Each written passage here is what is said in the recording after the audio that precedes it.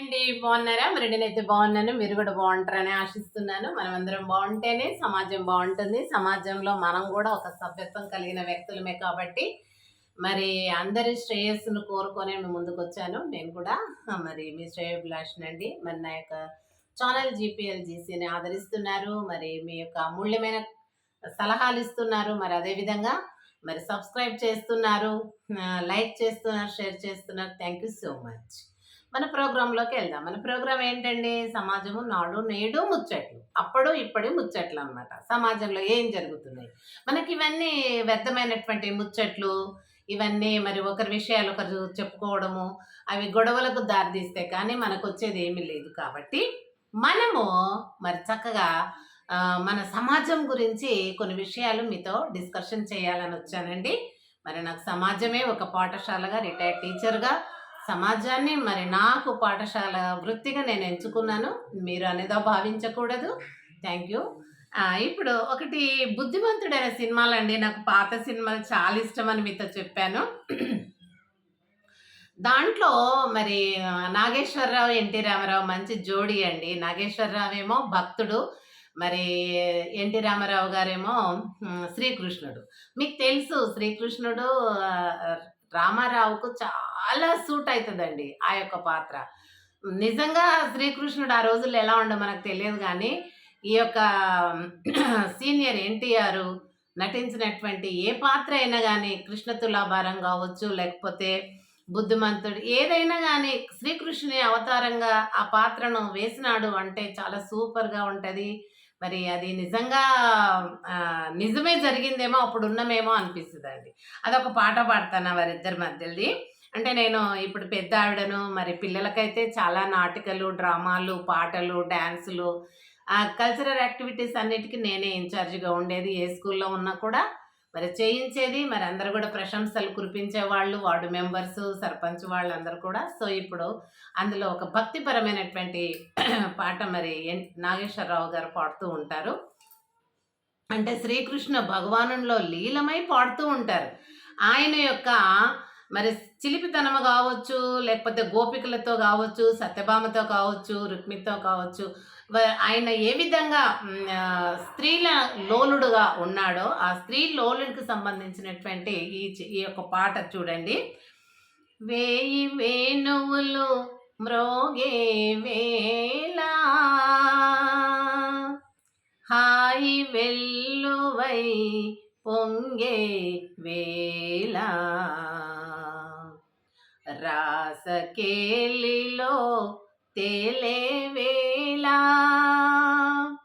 రాధమ్మను లాలించే వేళ మము పాలించగ నడచివా చితివా మురళాలింపగ తరలివా చితివా గోపాల మము పాలింపగ నడచివా చితివా మురళాలింపగ తరలి వచ్చితివా గోపాల మము పాలింపగ నడచి వచ్చితివా. బుద్ధిమంతుడు సినిమాలో అండి. అరచెదిరిన తిలకముతో అల్లదిగో రాధమ్మ అరజారిన పైయటతో అదిగదిగో గోపమ్మ ఎరుపెక్కిన కన్నులతో ఇదిగదిగో సత్యభామ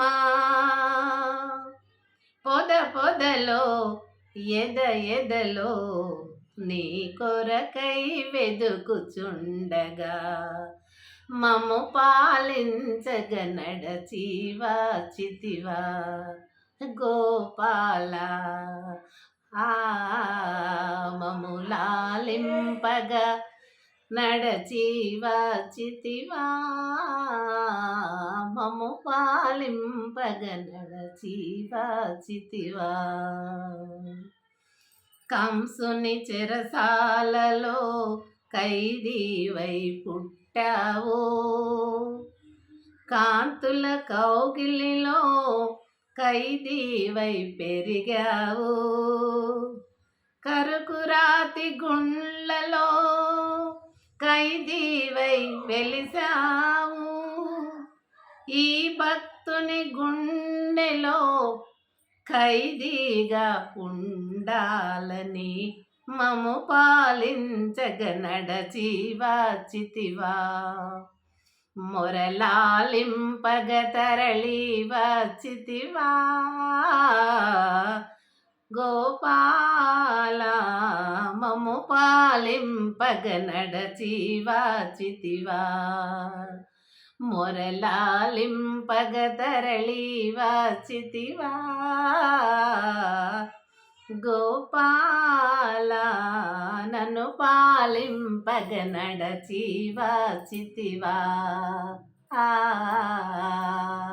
ఈ రకంగా మరి బుద్ధిమంతుడు సినిమాలో ఆ యొక్క శ్రీకృష్ణ భగవానుడి యొక్క భక్తుడిగా, ఒక బ్రాహ్మణుడిగా ఎవరు నాగేశ్వరరావు గారు నటించిన ఈ పాత్రలో అతను పాడినటువంటిది.